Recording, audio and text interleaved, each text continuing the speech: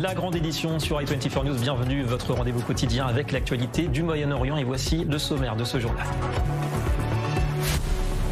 Gaza et ses paradoxes en arrière-plan du cessez-le-feu, une guerre des ombres quasi permanente. Démonstration avec ces échanges de tirs tout à l'heure entre des terroristes du Hamas et des soldats de Tsahal, alors qu'en parallèle Israël a rouvert le point de passage de Zikim pour l'aide humanitaire et semble faire un autre pari, une alliance qui ne dit pas son nom avec la milice palestinienne d'Abu Shabab.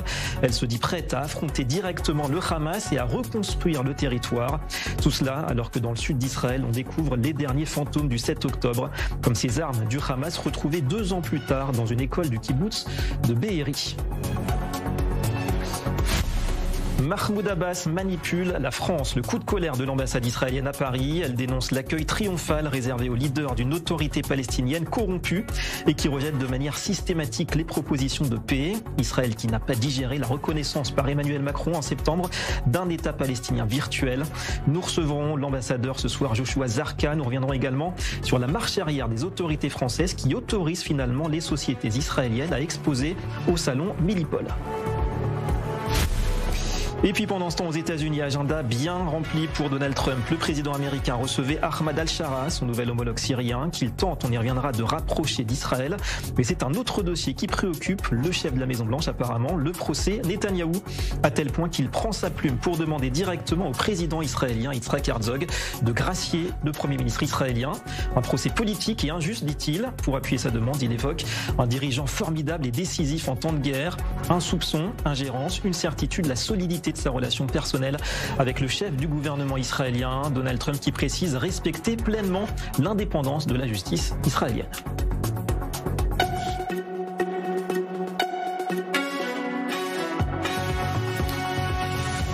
Voilà pour le sommaire. Bonsoir à tous. Situation toujours aussi trouble du nord au sud de la bande de Gaza. Réouverture, on disait, d'un checkpoint important. Et puis ouverture du feu du côté de Rafah entre des terroristes et les forces de Tsahal. Le terrain pour commencer. Notre envoyé spécial en direct du sud d'Israël. Bonsoir Jonathan Serrero. Jonathan, on parle donc du point de passage de Zikim. Ouverture pour faciliter le passage de l'aide humanitaire. On a pu assister lorsque nous y étions à ce balai des différents camions qui contiennent donc ces vivres et nourritures, médicaments à destination de la population gazaoui. Quelques 200 camions ont franchi ce point de passage de Zikim qui avait déjà été ouvert au mois de septembre dernier. Des camions qui sont examinés, passés au peigne fin par l'armée israélienne tout au long de cette journée. Les 2 maîtres mots de cette autorisation donnée par l'échelon politique d'ouvrir ce point de passage Zikim, c'est collaboration avec les Américains. La décision d'ouvrir le point de passage de Zikim a été prise après des discussions, vous le savez, entre le Premier ministre israélien Benjamin Netanyahou, Jared Kushner et Steve Witkoff, l'envoyé spécial au Proche-Orient, et coordination aussi avec le QG militaire des forces de stabilisation de la paix dans la bande de Gaza qui se trouve du côté de Kiryat Gat, qui œuvre et travaille notamment avec les équipes du COGAT, le comité de coordination gouvernementale dans les territoires palestiniens. Et Israël veut préserver son intérêt sécuritaire puisqu'il veut éviter de voir notamment le Hamas se renforcer grâce à cette aide humanitaire, David. Ouais, comme ça a été le cas malheureusement par le passé. Donc Jonathan, tension permanente, même si c'est vrai que l'intensité évidemment n'est plus la même, avec ces tirs entendus à Rafah et puis apparemment des terroristes éliminés là ce soir par Tsahal. Oui, le Hamas multiplie les violations du cessez-le-feu, on vient de l'apprendre. Les terroristes qui ont été éliminés un peu plus tôt du côté de Rafah sont les terroristes qui sont retranchés dans le fameux tunnel en question qui fait débat en ce moment entre Israël et les États-Unis. Plusieurs terroristes auraient été éliminés lors d'un échange de coups de feu avec les soldats israéliens. Aucun blessé du côté des forces de Tsahal. Israël estime qu'il y a beaucoup moins que 200 terroristes qui sont retranchés dans ce tunnel qui se trouve du côté de Rafah, dans le quartier de Janina, donc dans le sud de la bande de Gaza. Et il y a une autre information qui nous est parvenue il y a de cela quelques minutes. Israël, les États-Unis, mais aussi la Turquie réfléchissent à renvoyer, à transférer ces terroristes vers la Turquie. Les autorités turques qui enverraient ces terroristes dans d'autres pays à l'étranger. Israël serait prêt à accepter cette proposition, car derrière eux, les États-Unis pressent Israël à prendre une décision concernant le sort donc de ces terroristes. Il y a eu aussi des discussions en ce sens entre Jared Kushner, Steve Witkoff et le Premier ministre israélien pour faire avancer cette question et passer à la seconde phase du plan Trump. Voilà, désarmer, donc transférer ces terroristes. Merci beaucoup, Jonathan Serrero, en direct ce soir du sud d'Israël. Et Israël qui continue d'explorer les pistes, les solutions pour la gestion de Gaza après la guerre. Parmi elles, sans doute la principale actuellement, confier à la milice de Yasser Abu Shabab le soin de contrôler et d'assurer une partie de la reconstruction du territoire. Une manœuvre complexe au vu de la réalité du terrain qui pourrait vite faire planer le risque d'une guerre civile. Les explications de Loïc Técher-Choucroune. La collaboration entre Israël et la milice palestinienne dirigée par Yasser Abu Shabab à Gaza continue. Le groupe opposé au Hamas sera chargé de garantir les travaux de reconstruction dans la région de Rafah. La milice opère actuellement dans des zones contrôlées par les forces israéliennes à Gaza. L'été dernier, le chef de la milice avait donné une interview exclusive à la chaîne publique israélienne Cannes. Il affirmait alors que son organisation recevait une aide logistique et financière de plusieurs sources, sans toutefois les nommer. Ses membres seraient de jeunes Palestiniens de la bande de Gaza qui n'adhèrent à aucune idéologie politique ou organisationnelle. À propos du Hamas, Yasser Abu Shabab prévient: rien ne s'oppose à une confrontation directe avec le Hamas, ni à une guerre civile, quel qu'en soit le prix. Mais plusieurs questions restent pour l'heure sans réponse, notamment le sort des milices le jour du retrait de Tsahal de la bande de Gaza. Autre problème, Yasser Abu Shabab se heurterait à une forte opposition de la population locale qui remettrait en question sa légitimité et sa capacité à jouer un rôle stabilisateur sur le terrain selon des sources israéliennes. En attendant, Israël, les États-Unis et d'autres pays discutent de la continuation du plan de paix à Gaza. L'Égypte est impliquée. Son ministre des Affaires étrangères prévient: le Caire est toujours favorable au principe du déploiement d'une force internationale, mais pas nécessairement à une participation directe. Et on tente de mettre de l'ordre dans toutes ces informations. Notre expert défense est avec nous pour cela. Bonsoir et merci Mathias Sinbar. Mathias, si on veut trouver peut-être un dénominateur commun entre l'ouverture de Zikim, les avancées sur le sort des terroristes piégés et puis le pacte non dit, on vient de le voir avec Abu Shabab, est-ce que ce trait d'union, ce serait tout simplement les pressions américaines ? Alors oui, il y a des pressions américaines, bien évidemment. Ça, David, vous le savez, Jonathan en a parlé, à l'instant Loïc également. Concernant Abu Shabab, je serais plus circonspect concernant ces pressions américaines parce que, vous savez, il y a quelques mois de cela, voire un an déjà de cela, il y avait déjà plusieurs experts israéliens qui avaient proposé au Premier ministre Benjamin Netanyahou déjà le plan d'une sorte de gouvernorat à l'intérieur de la bande de Gaza qui serait géré par des clans. Et ça, c'est pas nouveau. En fait, peu de gens savent qu'à l'intérieur de la bande de Gaza, la bande de Gaza n'est pas uniforme. Il y a des clans, il y a on parle d'ailleurs de clans tribaux à l'intérieur, des familles à l'intérieur de la bande de Gaza. Et ça, c'était le plan à l'époque de Mordechai Kedar, qui avait été accepté par Benjamin Netanyahou, mais qui avait été refusé à l'époque par Joe Biden lorsqu'il était président. Ça rejoint un petit peu la situation actuelle. C'est-à-dire des milices qui seraient à même de pouvoir gérer logistiquement et sécuritairement la bande de Gaza. Sauf que si vous regardez de plus près, ce que dit la Turquie, c'est contraire à la présence de ces milices, puisque ça voudrait dire que la Turquie ne fait pas cas du Hamas. Or, ce n'est pas exactement ce que dit Ankara. Donc en fait, lorsque l'Amérique et les États-Unis ne confirment pas officiellement que Abu Shabab a rencontré Jared Kushner, c'est donc une manière de dire on regarde toutes les possibilités et on verra le moment venu quelle est la meilleure. Je rappelle quand même à nos téléspectateurs qu'Abu Shabab, pour l'instant, peut dire ce qu'il veut. Mais il est actuellement à l'intérieur de la zone jaune, la zone de démarcation israélienne. Que va-t-il se passer lorsqu'il y aura un retrait israélien? Sera-t-il capable de gérer la contre-offensive du Hamas? Rien n'est moins sûr, David. Donc c'est sa vigilance évidemment que sur Al-Shabaab concernant ses intentions, mais quand même vous dites en attendant une force internationale qui n'existe pas pour l'instant, ce serait une option peut-être réaliste parce qu'elle serait acceptée par une partie de la population. Aujourd'hui, Abu Shabab dit qu'il reçoit un soutien logistique et financier par plusieurs acteurs, sans préciser qui le soutien. Il y a le clan Al-Assal plus au nord, dont on sait pertinemment qu'il a des soutiens en Europe. Donc en fait, il y a plusieurs milices qui ont plusieurs soutiens. Abu Shabab, ce n'est pas c'est un secret de polichinelle de dire que il est soutenu par Israël et par d'autres pays. Et il dit, c'est intéressant, il dit j'ai une armée et des jeunes. Mais ça voudrait dire quoi, David, des jeunes? Est-ce qu'il va les envoyer se confronter au Hamas? C'est difficile, en fait, de lire entre les lignes de ce que représente véritablement cette milice. On sait dans d'autres pays, par exemple, que des milices, lorsque les pouvoirs en place en Irak, en Afghanistan, en Afrique sont tombés, ces milices-là n'ont pas survécu parce qu'il y a une autre force beaucoup plus importante qui a pris le relais. Donc il va falloir véritablement gérer entre les lignes pour Israël et pour ses milices et peut-être pour les États-Unis. Ouais, donc en tout cas du flou, mais ça reste une option intéressante. Vous restez avec nous, Mathias. On va parler également de cette autre urgence sécuritaire. Cela se passe en ce moment dans les territoires de Judée et de Samarie, une région que l'Iran rêve de voir se transformer justement en deuxième Gaza. Eh bien, on apprend de sources de renseignement que Téhéran multiplie ses efforts en ce moment avec l'introduction clandestine d'armes sophistiquées distribuées ensuite à une trentaine de groupes différents sur place. On parle de drones explosifs, de missiles anti-chars, lance-roquettes et roquettes dernière génération. Tsahal qui tente de déjouer ces transferts qui s'opère depuis la Jordanie et le Liban. Alors Mathias, donc tâche complexe de contrer évidemment ces réseaux, difficile de rendre les frontières hermétiques, on le comprend. Pourtant, c'est déjà le prochain défi là, les territoires pour Israël.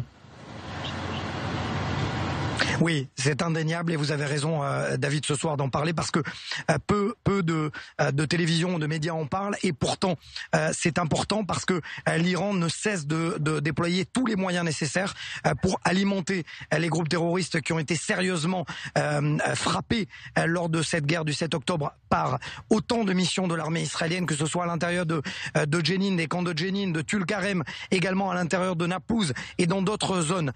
Rappelez-vous quand même, puisque une information chasse l'autre. Souvenez-vous, en août dernier, eh bien, on parlait déjà d'un très grand coup de filet avec des centaines de bombes, de mines de type Kalimagor, de celles utilisées par le Hezbollah, par exemple. Ce sont des confections russes, mais que l'Iran alimente le Liban. Donc, en fait, en quelque sorte, l'Iran essaie de tout faire en sorte pour créer un énième front à l'intérieur de la Judée-Samarie. Mais, et la grande nouveauté, je viens d'en parler, c'est que si, au préalable, Tsahal était à l'extérieur, aujourd'hui, Tsahal a changé de stratégie, est à l'intérieur des villes. Et ça, l'Iran a du mal à le contrer, même si, on l'a vu, il y a eu l'arrestation, heureusement la neutralisation de roquettes avant utilisation dans la région de Ramallah, qui était à destination de Jérusalem et Modi'in. Ouais, mais ce qui se précise, Mathias, on peut se dire que le Hamas aujourd'hui mise davantage sur les territoires que sur Gaza. L'Iran mise surtout, que ce soit le Liban, il n'y a pas un seul jour. Et le Hamas, bien évidemment. Le Hamas, l'Iran, mise principalement sur toutes les régions. Il n'y a pas un seul jour dans la région Syrie-Liban où il n'y a pas d'infiltration d'armes en destination et du Hamas et du Hezbollah au Liban. Il y a une volonté du Hamas aussi dans la bande de Gaza de se réarmer, d'utiliser l'Égypte et le No Man's Land, les drones, pour infiltrer des armes. Et donc, en Judée-Samarie, n'en déplaise à certains hommes politiques et femmes politiques européennes notamment qui sont actuellement dans la région et qui essayent d'inverser ou de nier la réalité. Le Hamas reste un groupe terroriste. Le Hamas veut continuer à commettre des massacres. Voilà, c'est la réalité malheureusement encore aujourd'hui. Merci beaucoup Mathias Sinbar pour cette analyse ce soir en direct avec nous. Et justement, ce calme trompeur à la frontière jordanienne, on va dire, c'est visiblement l'un des points de passage pour les armes iraniennes vers les groupes terroristes palestiniens, Tsahal, et sur le qui-vive justement, jour après jour, pour lutter contre le terrorisme et la contrebande. Reportage sur le terrain, Inon Yeshtar et Eric Fendler.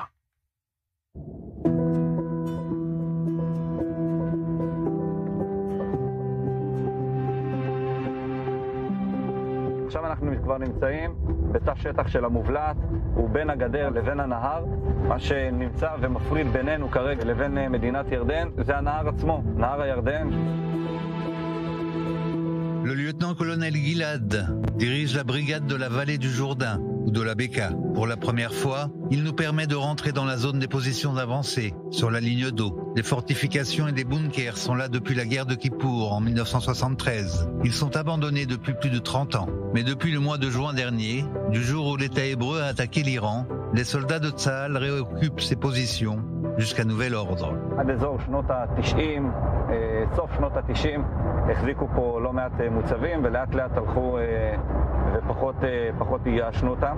למה? הגבול הוא יחסית גבול שקט, לא יתגר אותנו, אבל מכאן הגיע 7 באוקטובר, ואני שואל את עצמי יום יום, איך אני דואג שכאן בגזרה הזאת, זה לא רק שלא יהיה 7 באוקטובר, אלא שלא יהיה שום דבר שדומה לזה.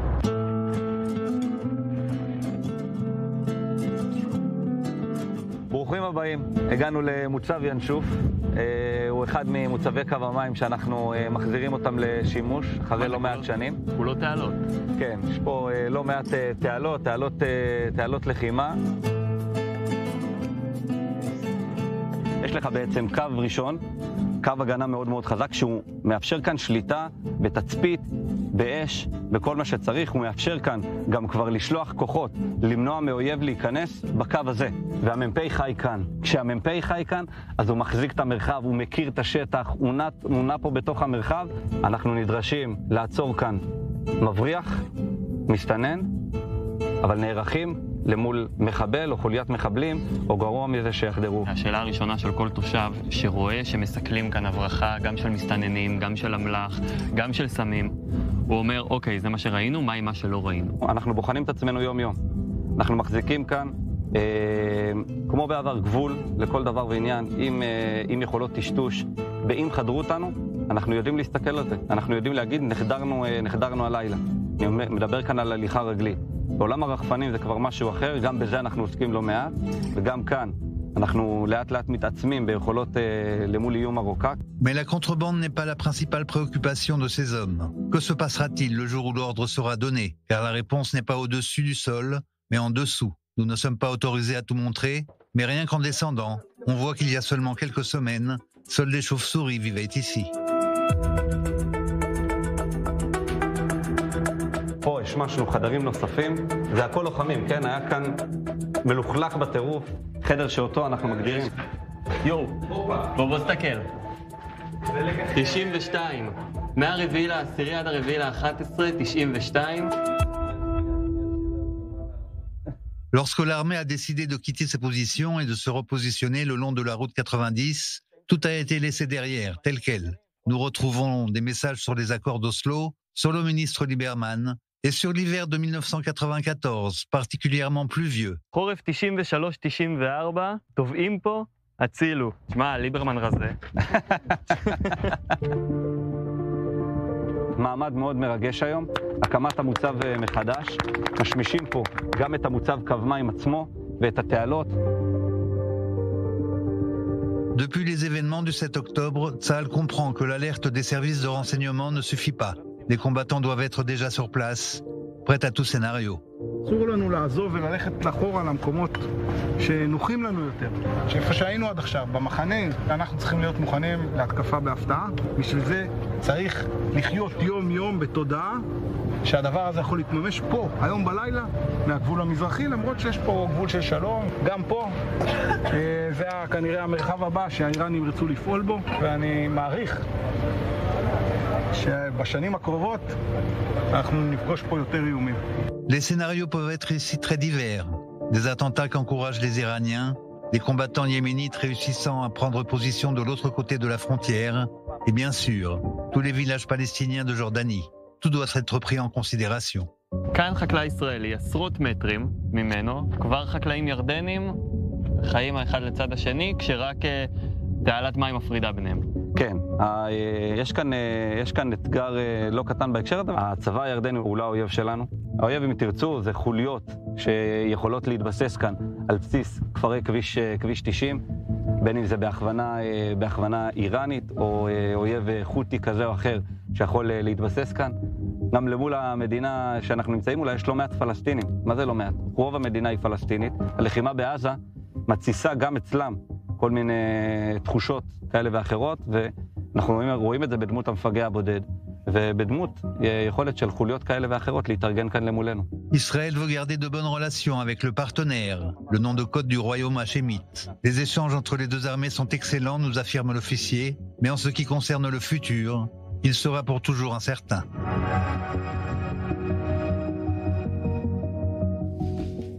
Alors dans ce contexte, on ouvre comme promis notre page consacrée à l'étrange évolution des relations entre la France et Israël. Premier volet, l'accueil, vous le voyez, hier à l'Élysée, de Mahmoud Abbas. 2 mois après la reconnaissance par Paris d'un État palestinien, le leader de l'autorité palestinienne a été reçu par Emmanuel Macron, qui a insisté sur l'engagement de la France à aider Ramallah à se réformer pour faire émerger justement cet État qui est encore virtuel. Écoutons tout ça. Nous avons pris aujourd'hui ensemble la décision de mettre en place un comité conjoint pour la consolidation de l'État de Palestine. Il contribuera au travail d'élaboration d'une nouvelle constitution dont le président Abbas m'a présenté un projet et visera à parachever l'ensemble des conditions d'un tel État de Palestine. Nous renouvelons notre engagement quant aux réformes, y compris l'organisation d'élections dès la fin des combats. Nous sommes proches de la fin de la rédaction d'une constitution palestinienne, d'une loi électorale et d'une loi sur les partis politiques. Et place à l'édito du jour en lien avec tout cela, évidemment.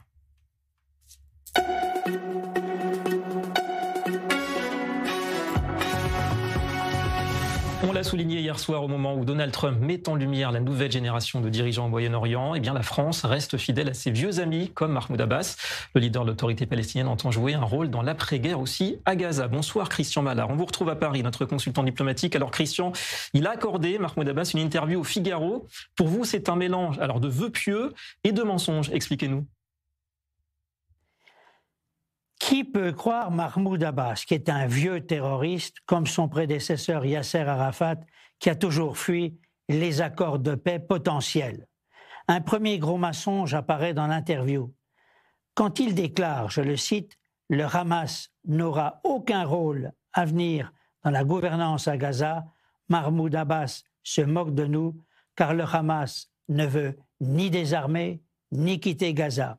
Mahmoud Abbas encense, d'autre part, Emmanuel Macron, qui n'a aucun poids au Moyen-Orient.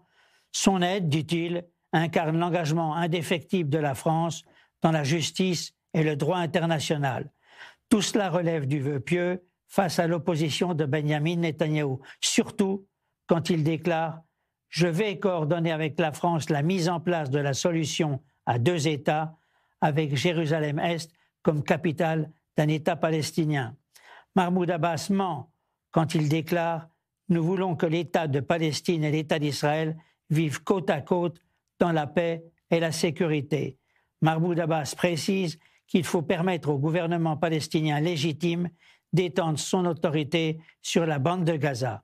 C'est une aberration quand il déclare que le rôle de la France est essentiel pour consolider le cessez-le-feu et participer à la force internationale à Gaza.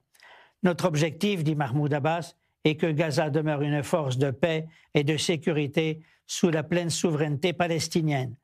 Comme s'il avait peur de ne pas être entendu, Mahmoud Abbas martèle à nouveau le message « Nous réaffirmons que le Hamas ne gouvernera pas Gaza, il doit rendre toutes ses armes. » Ça reste à voir.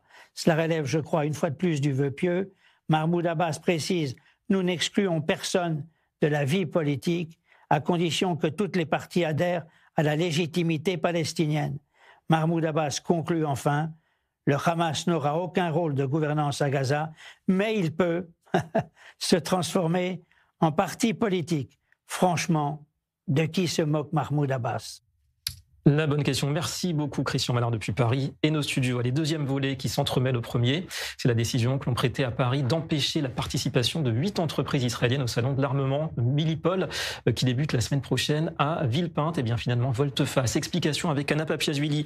Bonsoir Anna depuis Paris. Alors Anna, c'est le ministre français des Affaires étrangères, Jean-Noël Barrot, qui a informé son homologue israélien Gideon Sa'ar du feu vert des autorités françaises. Bonsoir. Oui, c'est ce qui a été indiqué dans un communiqué publié par le cabinet du ministre des Affaires étrangères israélien Gideon Sa'ar dans la soirée de ce mardi. Plus tôt dans la journée de mardi, la chaîne israélienne N12 avait laissé entendre que la France, après avoir vu la liste des entreprises israéliennes présentes donc pour ce salon Milipol, avait informé Israël que 8 d'entre elles ne pourraient pas participer à ce salon car ces entreprises-là posaient problème selon la France, sans préciser lesquelles et sans préciser non plus les raisons de cette interdiction. Alors les autorités françaises auraient fait état notamment de leur inquiétude quant à d'éventuels troubles de la part de manifestants pro-palestiniens à ce salon de la sécurité. Alors il y a une semaine aussi, plusieurs associations pro-palestiniennes ont envoyé une mise en demeure au Premier ministre français Sébastien Lecornu et aux organisateurs de ce salon à Milipol pour demander l'exclusion des entreprises qui sont directement liées en relation commerciale avec Israël. Et selon toujours la chaîne israélienne N12, les autorités israéliennes auraient été très surprises de cette interdiction pour certaines donc sociétés israéliennes et ont fait savoir que cela tendrait encore plus les relations entre Israël et la France et qu'il y aurait une riposte assez sévère et des conséquences dramatiques sur les relations bilatérales. Donc, alors désormais, toutes les entreprises israéliennes seront autorisées par la France à ce salon Milipol et la France a également nié vouloir les interdire. En tout cas, avec environ 39 exposants à la 24e édition du salon Milipol, Israël fait partie du top 10 des États qui seront le plus représentés à cet événement majeur mondial de la sécurité. Merci beaucoup Anna Papiazivili pour ces précisions depuis Paris. Et pour conclure ce chapitre, on a le plaisir d'être également ce soir avec Meyer Habib depuis nos studios parisiens. Bonsoir et merci à vous, ancien député des Français de l'étranger.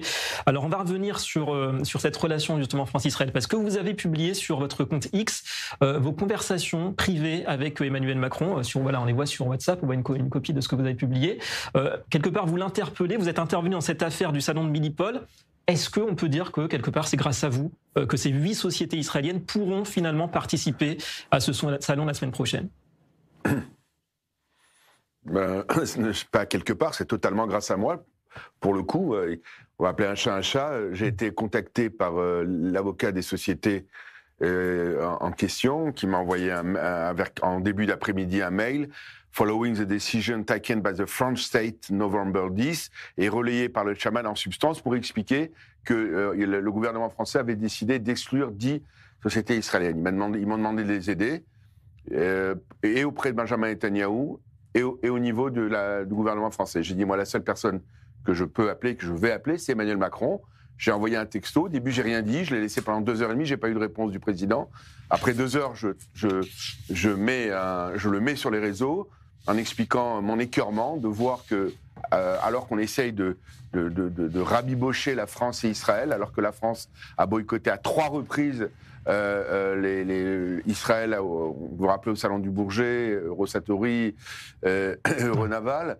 Donc j'ai crié au président de la République et je lui dis, seul toi, on parle comme ça, peut éviter, arrêter cette chose-là. On est en train d'essayer de restaurer les relations et donc, je passe, vous l'avez vu, vous le lisez, mais au début, je n'avais pas de réponse.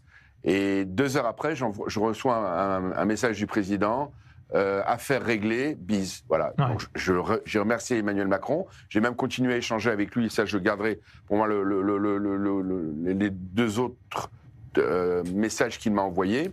C'est pas fini cette affaire. Voilà, j'ai eu Benjamin Netanyahou qui m'a demandé d'appeler le ministre Gideon Sa'ar, c'est ce que j'ai fait. Et donc, dès que j'ai eu la réponse, immédiatement le président a informé son ministre de changer la décision et qui a appelé évidemment Gideon Sa'ar, son homologue. Mais si je n'étais pas intervenu, je peux vous dire que il y avait le mail, je l'ai sous les yeux, il y avait 8 sociétés qui étaient interdites.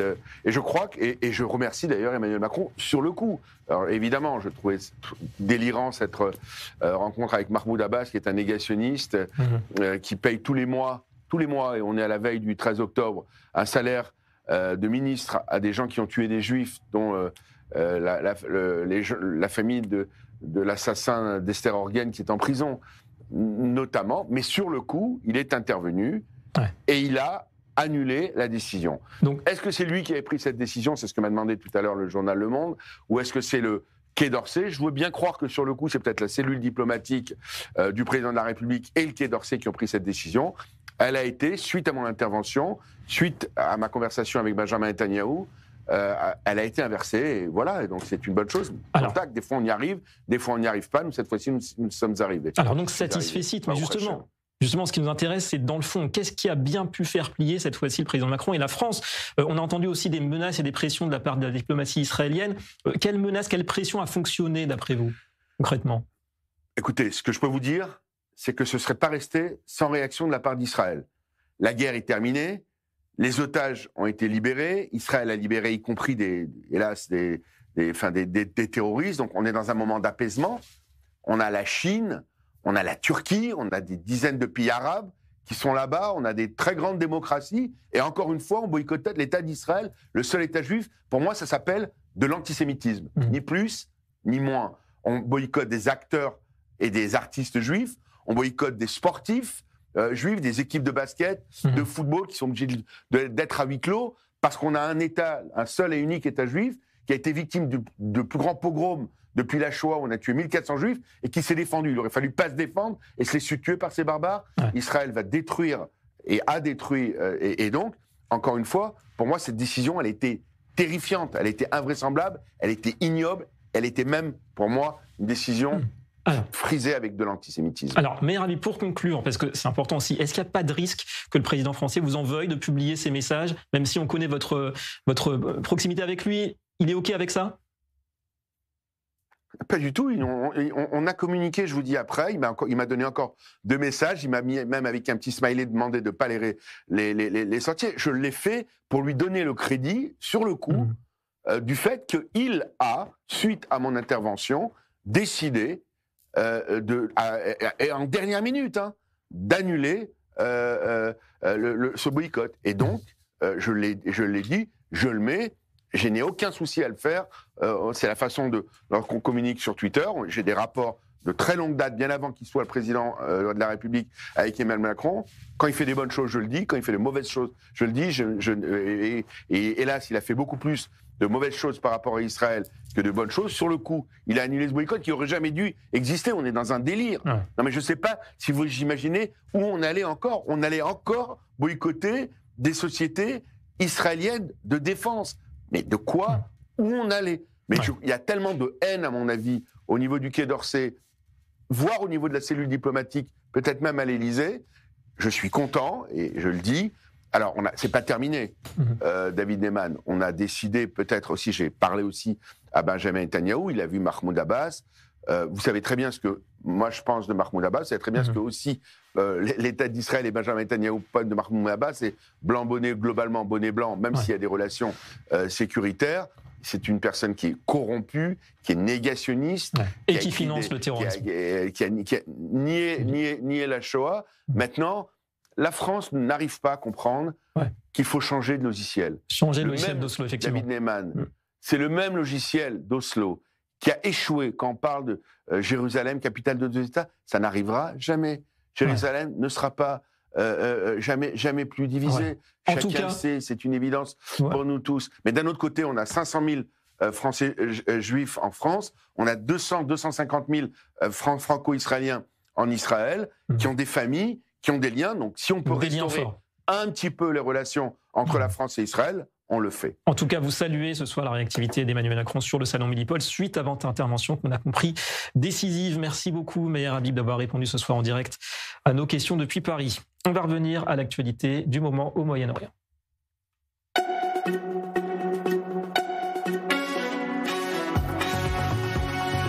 Alors, le rapprochement entre la Syrie et Israël, ou comment la science-fiction commence à s'habiller dans la réalité. Tout se passe à la Maison-Blanche. Cette semaine, Donald Trump semble avoir convaincu Ahmad al-Shara d'accélérer vers la conclusion d'un accord sécuritaire historique liant Damas à Jérusalem.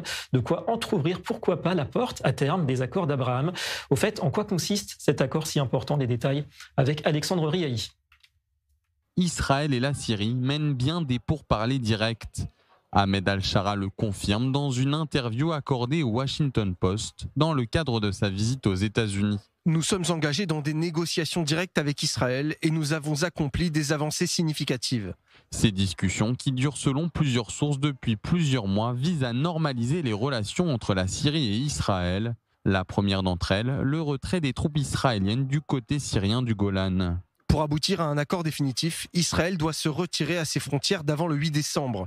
Les avancées d'Israël en Syrie ne sont pas motivées par des préoccupations sécuritaires, mais par des ambitions expansionnistes.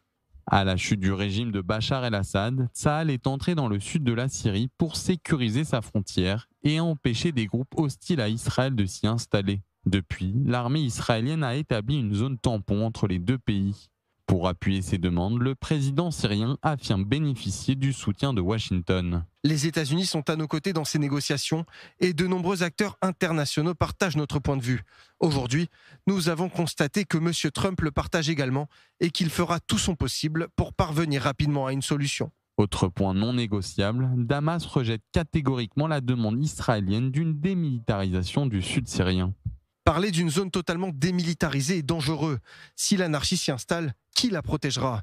Si cette région devient une base pour des attaques contre Israël, qui en assumera la responsabilité? C'est le territoire syrien et nous déciderons comment le protéger. Pour Damas, l'enjeu est de taille. Selon plusieurs sources, l'accord actuellement en discussion ressemblerait à une révision de l'accord de désengagement de 1974. Le sud de la Syrie et la région frontalière avec Israël seraient divisés en plusieurs zones. Zone jaune, plateau du Golan qui resterait sous contrôle israélien comme depuis 1967. Zone bleue, celle de Quneitra, une zone de séparation où se trouve actuellement Tsahal. Elle serait placée sous supervision internationale. La zone rouge serait une zone démilitarisée, sans armes lourdes ni troupes régulières. Enfin, zone verte, plus à l'est, une zone d'exclusion aérienne limitant les vols syriens. En cas d'accord définitif, la Syrie s'engagerait à empêcher toute attaque contre Israël depuis son territoire, tandis que Jérusalem promettrait de ne pas s'ingérer dans les affaires syriennes et de reconnaître officiellement le gouvernement d'Ahmed al-Shara. La question du statut juridique du plateau du Golan serait reportée à une phase ultérieure, afin de faciliter la conclusion de l'accord de sécurité. On interroge le professeur Eyal Zissar qui est avec nous. Bonsoir et merci de nous rejoindre. Vous êtes vice-recteur de l'Université de Tel Aviv et maître de conférence au département d'histoire du Moyen-Orient ainsi qu'au centre Moshe Dayan pour les études sur le Moyen-Orient. Est-ce que pour vous, l'accord en discussion Israël-Syrie, il sert véritablement les intérêts d'Israël et notamment quand même dans le cadre de sa stratégie qui vise à endiguer, à contrer l'axe iranien?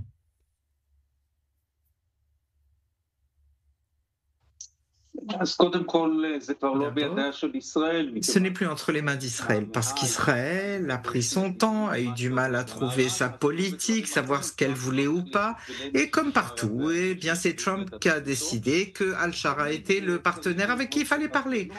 Il faut toujours être méfiant. Al-Shara est un djihadiste, son origine c'est Al-Qaïda et Daesh, il dit qu'il s'est pacifié, mais nous savons quelles sont ses origines.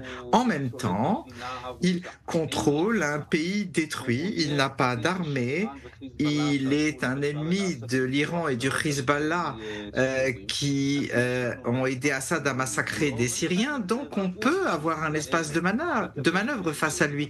Et donc Israël devrait fixer une politique.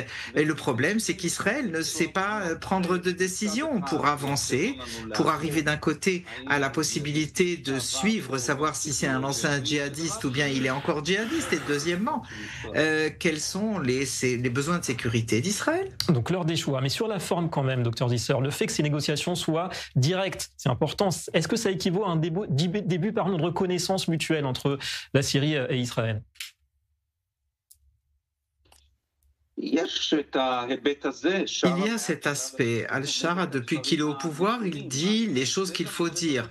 Est-ce qu'il fait les choses qu'il faut faire, c'est autre chose. Mais il dit les choses qu'il faut dire. Il est même prêt à envisager la paix avec Israël. Et donc, c'est intéressant d'entendre cela.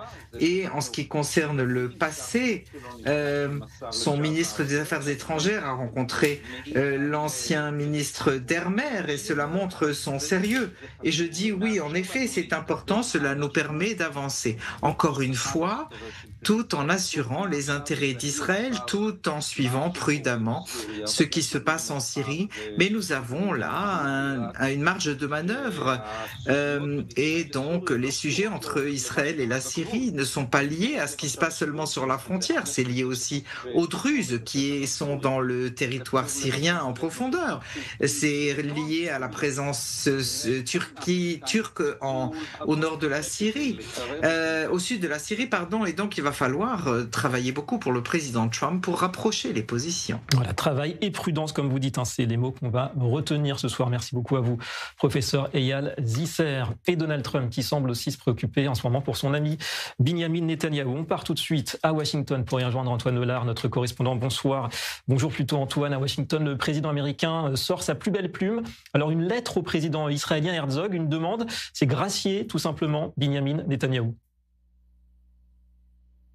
Oui, et sur la forme, effectivement, on voit que Donald Trump met les formes pour formuler cette demande, une demande extrêmement polie. Il dit qu'il respecte le système judiciaire israélien, mais selon lui, les charges pesant contre Netanyahou sont politiques et injustifiées. C'est une ligne de défense classique pour Donald Trump, qu'il a d'ailleurs utilisée pour lui-même lorsqu'il était poursuivi par la justice américaine. Le cœur de son argumentation, c'est de dire que Netanyahou doit être gracié en raison de son rôle depuis les attaques du 7 octobre. Il a été un Premier ministre formidable et décisif en temps de guerre, écrit Donald Trump.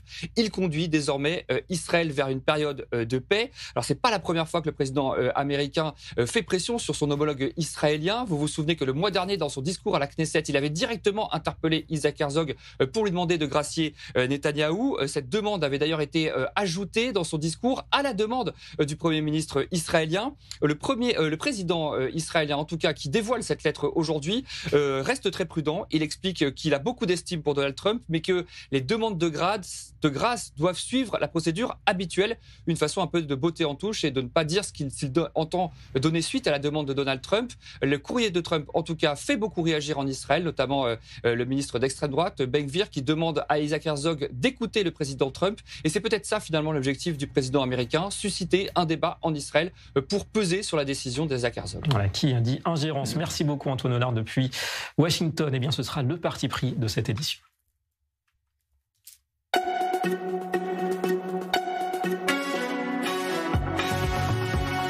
Pour cela, on accueille notre analyse. Bonsoir, Daniel Haïk. Alors, Daniel, coup de pouce de Trump à Netanyahou. L'opposition en Israël, d'ailleurs, il y a un épide en tête, c'est pas le seul, n'apprécie pas cette ingérence, parce que c'est de ça qu'on parle, apparemment. Oui, l'opposition n'apprécie pas, mais ce qui est plus important, c'est d'essayer de revenir, d'une certaine manière, à la source, au problème, à la problématique, c'est-à-dire que savoir est-ce que cette lettre, elle peut suffire pour permettre une démarche d'amnistie, de grâce de la part du président Herzog. Or, il faut bien savoir, et vous avez parlé d'ingérence, si on ne veut pas considérer l'État d'Israël comme le 51e État des États-Unis, eh bien, il faut faire remarquer au président Trump qu'il y a une loi et que ce n'est pas la même loi qui lui a permis, par exemple, de gracier son ami Rudolph Giuliani il y a quelques jours. Et ce n'est pas la même loi en Israël. Pour que l'on puisse envisager une amnistie, eh bien, il faut d'abord qu'il y ait une condamnation. Or, ce n'est pas le cas de Binyamin Netanyahou. Il n'a pas du tout été condamné, il n'y a même pas eu d'appel. Donc, on est encore très loin de cette démarche. Le deuxième point, c'est qu'il faut qu'il y ait une demande du principal intéressé. C'est-à-dire qu'il faut que le Premier ministre Binyamin Netanyahou fasse à son tour une lettre, écrive à son tour une lettre de demande d'amnistie au président Herzog, ce que Binyamin Netanyahou n'a pas fait. Alors, je dirais que la véritable question est de savoir est-ce que Trump est capable de forcer Binyamin Netanyahou à écrire cette lettre à destination du président américain du président israélien Yitzhak Herzog.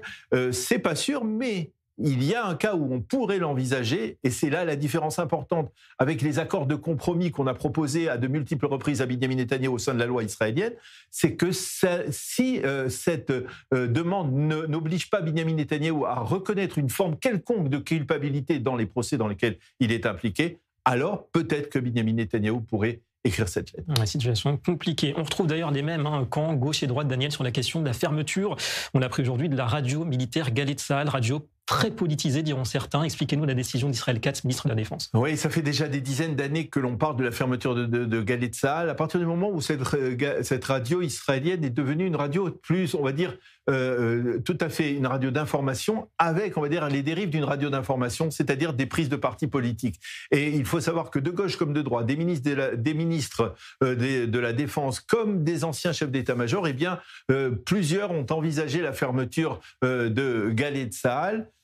Personne n'est allé jusqu'au bout de la démarche. Est-ce que Israël Katz sera le premier ? C'est bien possible parce que le ministre de la Défense invoque une situation et un motif extrêmement important. Il affirme que tout simplement Galey Tzahal, pendant la guerre, eh bien, a porté tort aux intérêts de la nation, à l'intérêt de la guerre, du combat et de la poursuite de la guerre.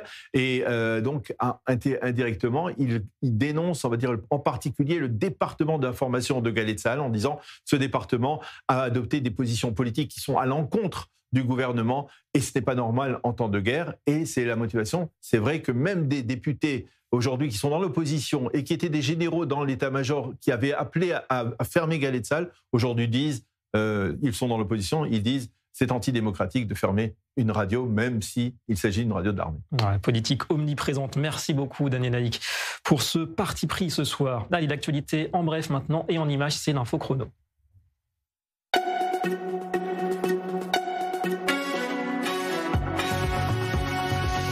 Et d'abord, des nouvelles du shekel. Jusqu'où ira la monnaie israélienne ? Elle vient d'atteindre son plus haut niveau face au dollar depuis plus de 3 ans et demi. 3 shekels 20 contre un billet vert, soit un renforcement de 12% depuis le début de l'année pour la devise israélienne qui profite de la stabilisation à Gaza, on sait.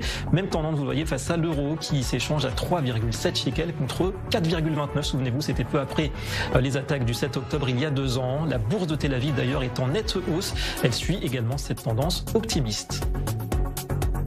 La terre a tremblé par 2 fois ce mercredi en Israël. Séisme d'abord en fin de matinée, magnitude 5,1 et épicentre situé à Chypre. La secousse a été ressentie dans le nord d'Israël. 5 heures plus tard, même épicentre et magnitude quasi identique, 5,2. Et là aussi, les régions de Naharia et Haïfa, dans le nord du pays, ont pu ressentir le tremblement de terre. Depuis le début de l'année, l'accumulation de secousses tectoniques a poussé les autorités à se préparer au scénario d'un éventuel tsunami en Méditerranée qui pourrait toucher également Israël. Et puis en parlant du nord d'Israël, alerte également concernant le niveau du lac de Tibériade, le Kinneret. Il vient d'atteindre son plus bas niveau depuis 45 ans, 34 cm en dessous du seuil critique. Parmi les explications, le niveau record de chaleur pour un mois de novembre au sortir de la saison estivale. Pas d'inquiétude pour l'autorité israélienne de l'eau qui indique que la qualité de l'eau justement reste inchangée et qui rappelle que le lac va recevoir davantage d'eau dessalée en provenance de la mer. Et il est temps de passer maintenant au dossier de la semaine, notre feuilleton destiné à mieux cerner les intérêts et les ambitions de la Turquie. C'est parti.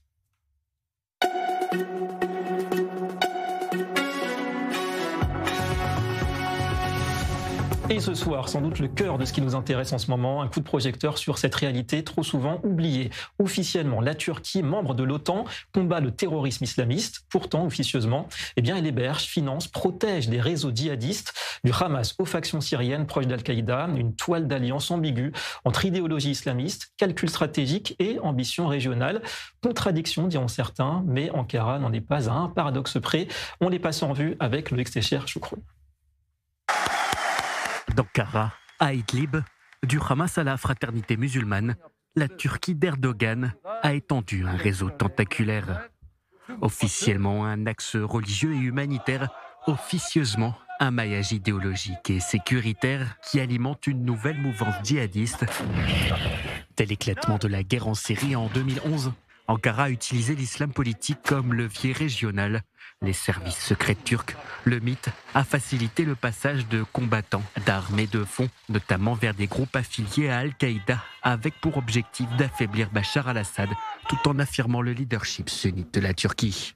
Officiellement ennemie de Daesh, la Turquie a longtemps fermé les yeux sur les trafics et les passages vers la Syrie. En 2015, plus de 25 000 djihadistes ont transité par son territoire, une complaisance qui interroge, à l'heure où Ankara se pose au rempart contre le terrorisme, Car Istanbul est également devenu un refuge pour les dirigeants du Hamas.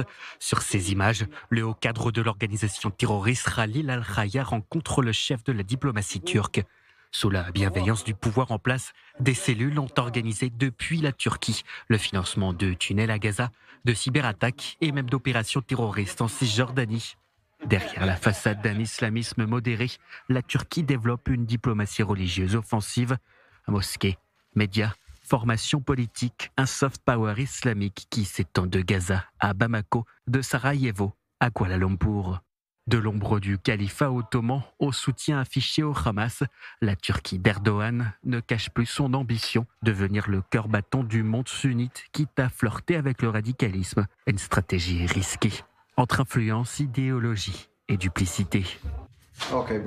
Alors justement, dans cette stratégie globale de la Turquie, il n'y a pas que l'expansion islamiste, il y a aussi cette idée d'imposer sa puissance en Méditerranée orientale face à d'autres voisins, dont la Grèce en particulier, ce qui donne lieu à des alliances parfois intéressantes. Bonsoir Loïc Sécher-Chokroun, et merci, vous avez préparé pour nous donc ce dossier ce soir. Eh bien, Athènes s'équipe en conséquence et se fournit à Jérusalem. Effectivement, c'est un contrat qui ne date pas d'hier finalement, un contrat qui avait été gelé en raison de la guerre à Gaza. On sait qu'il y a actuellement un cessez-le-feu, même s'il est fragile. Le contrat serait donc en train d'être renégocié et d'être surtout débloqué. Le coût à 3 milliards plutôt d'euros. C'est l'un des plus importants, un contrat de la décennie. On parle là, David, de 3 systèmes de défense aérienne. Le premier système, c'est la fronde de David, destiné à intercepter les missiles balistiques à longue durée, censé remplacer également le système S-300.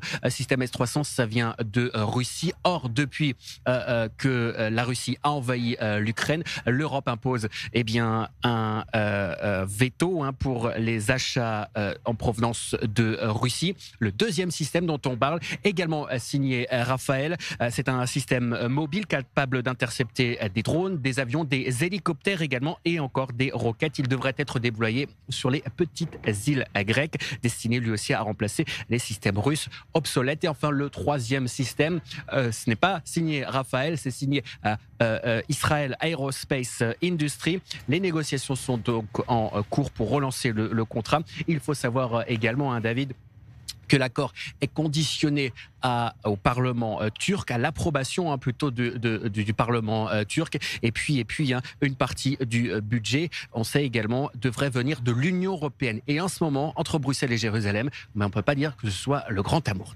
Effectivement, en tout cas, voilà comment Israël protège la Grèce de la Turquie. Intéressant ce bras de fer à distance. Merci beaucoup, Loïc Sécher-Chokroun. On a la chance ce soir d'avoir avec nous un expert de ces questions, le docteur Hai Etan Cohen. Yana Rokak, bonsoir et merci à vous. Bienvenue sur ce plateau. Vous êtes spécialiste de la Turquie, vous êtes chercheur au JSS, l'Institut de Jérusalem pour les études sécuritaires. Est-ce qu'on peut dire que sous des apparences de puissance, de stabilité, aujourd'hui la Turquie, dans les faits, c'est un facteur de déstabilisation du Moyen-Orient ? Bien entendu, quand nous regardons la politique extérieure des Turcs, ils veulent amener leur propre type de stabilité. Ce qui veut dire, c'est qu'ils amènent la stabilité ou l'instabilité. Ça dépend de quel angle on les regarde. Si nous regardons depuis Jérusalem, de notre point de vue, c'est l'instabilité. Mais quand ils regardent depuis Ankara, ils disent, et c'est comme ça, et je les cite, ils amènent la stabilité en Syrie, à l'Irak, à Chypre, à la Libye, au Qatar, en Somalie, au Soudan. Donc, la Turquie est pratiquement partout. Et on peut dire que cette dernière décennie, si on a parlé davantage de l'Iran, nous allons commencer à parler davantage de la Turquie. Et après la victoire écrasante de l'État d'Israël contre l'Iran, eh bien, Israël, de ses propres mains, a transformé la Turquie en un État le plus grand, le plus fort État musulman dans la région. Donc, il n'est pas... on risque de voir de temps à autre des frictions entre Israël et la Turquie, entre la stabilité et l'instabilité. Donc c'est ça, stabilité islamiste, si on peut dire du point de vue de la Turquie, instabilité sécuritaire pour Israël. Justement, comment est-ce qu'on pourrait définir, à votre avis, dans ce cas, l'agenda régional de la Turquie d'Erdogan ? Est-ce que c'est celui des frères musulmans, avec en plus un rêve du retour à l'hégémonie ottomane d'antan ? En effet, nous pouvons dire que, comme Trump aime dire « Make America Great Again », eh bien Erdogan dit « Make Turkey Great Again ». Donc c'est vraiment le retour à l'Empire ottoman. Et bien sûr, on voit qu'il veut ramener la Turquie à sa gloire, il veut augmenter l'influence turque dans tout le Proche-Orient, et cela crée en fait une friction avec Israël, parce que l'État d'Israël est un État très fort qui s'est battu sur 7 fronts et qui maintenant, pour affaiblir Israël, ce que fait la Turquie, ils ont créé un organisme qui s'appelle les voisins de la Syrie, l'Irak, la Syrie, la Turquie, le Liban et la Jordanie. Donc ils sont en train d'encercler Israël du nord vers l'est. Et si l'Iran a œuvré dans le passé par des organisations terroristes, les Turcs travaillent avec des États légitimes et ils souhaitent aussi ramener l'Égypte sur le long terme et donc encercler Israël comme un croissant, le croissant turc. Et c'est un défi en tant que tel. Mais le défi est très différent de celui qu'on avait avec l'Iran. L'État iranien, le régime iranien, qui opprime les femmes, l'Occident, coopère avec le terrorisme, et c'est très facile d'aller en Occident et lutter contre ce régime. Par contre, la Turquie est considérée comme une alliée de l'Occident, très proche et bonne amie de Donald Trump. La semaine dernière, le chancelier allemand, le premier ministre britannique, ils ont signé l'accord Eurofighter. Donc tout cela, c'est différent. Et c'est un État qui ne déclare pas son inimitié envers Israël. Et donc, la Turquie est dans cette zone grise par rapport à l'Iran, où tout était toujours blanc et noir. Donc, là, c'était plus facile de prendre des décisions. Face au gris, c'est beaucoup plus difficile. Voilà une sorte de mariage entre nationalisme turc et islamisme régional. Merci beaucoup à vous, docteur Rai Etan Cohen, Yana Rokak, d'être venu sur ce plateau. Et merci à Gisèle Abadon pour la traduction. Tout de suite, le débat avec Raphaël Hassine. Très bonne soirée sur i24.